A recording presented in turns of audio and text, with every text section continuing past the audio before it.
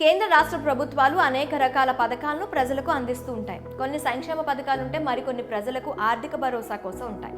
ఇది ఇలా ఉంటే ప్రభుత్వాలు ప్రజలకు వివిధ స్కీమ్ల కింద సబ్సిడీల కింద డబ్బులను జమ చేస్తూ ఉంటాయి. కొన్ని సందర్భాల్లో లబ్ధిదారులకు ఈ డబ్బులు జమ కావు.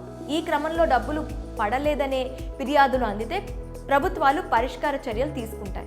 అలానే తెలంగాణ ప్రభుత్వం అందిస్తున్న 500 రూపాయల గ్యాస్ సిలిండర్ సబ్సిడీ డబ్బులకు సంబంధించి కూడా కీలక సమాచారం మీకోసం అందిస్తున్నాం. మరి ఆ వివరాలు ఏంటో ఇప్పుడు చూద్దాం. తెలంగాణ రాష్ట్రంలో రేవంత్ రెడ్డి సర్కార్ 6 గ్యారంటీ స్కీముల భాగంగా మహాలక్ష్మి అనే పథకాన్ని ప్రారంభించిన సంగతి అందరికీ తెలిసిందే.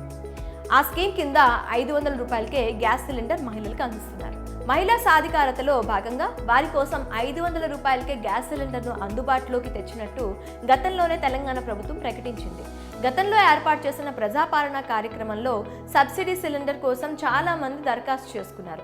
అలా అప్లై చేసుకున్న వారిలో అర్హులకు ప్రస్తుతం మహాలక్ష్మి స్కీమ్ కింద 500 రూపాయలకి గ్యాస్ సిలిండర్ అందిస్తున్నారు. అయితే మహాలక్ష్మి పథకం లబ్ధిదారులైన కొందరి బ్యాంక్ ఖాతాలో వెంటనే సబ్సిడీ డబ్బులు జమ కావటం లేదు. దీంతో పలువురు అర్హులు ఆందోళనకు గురవుతున్నారు. అయితే ఎవరికైతే సబ్సిడీ డబ్బులు ఖాతాలో జమ కావడం లేదో వారు ఆందోళన చెందాల్సిన అవసరం లేదని అధికారులు చెబుతున్నారు. అంతేకాక వారి సమస్య పరిష్కారం కోసం కీలక ప్రకటన చేశారు.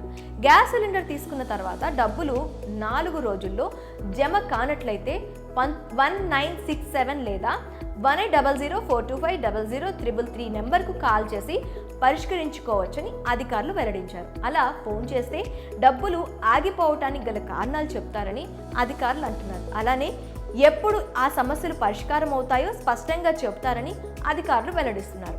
ఈ మహాలక్ష్మి పథకానికి చాలా మంది దరఖాస్తు చేసుకున్నారు.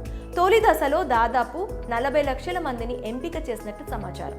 ఆయా అర్హుల ఎంపికకు సంబంధించిన పత్రాలను స్థానిక రేషన్ డీలర్ల వద్ద ప్రభుత్వం అందుబాటులో ఉంచుతుంది. వారి వద్దకు వెళ్లి అర్హులైన వారు వారి పత్రాలను తీసుకోవాలని అధికారులు సూచించారు. ఈ ప్రక్రియ నిరంతరాయంగా కొనసాగుతుందని వారు చెబుతున్నారు.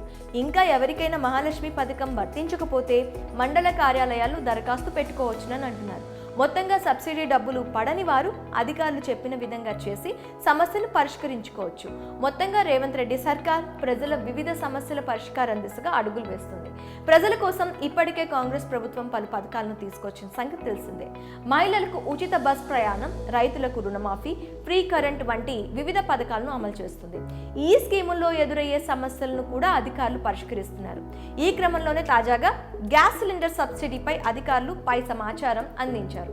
దీనిపై మీ అభిప్రాయం ఏంటో కామెంట్లో మాకు తెలపండి.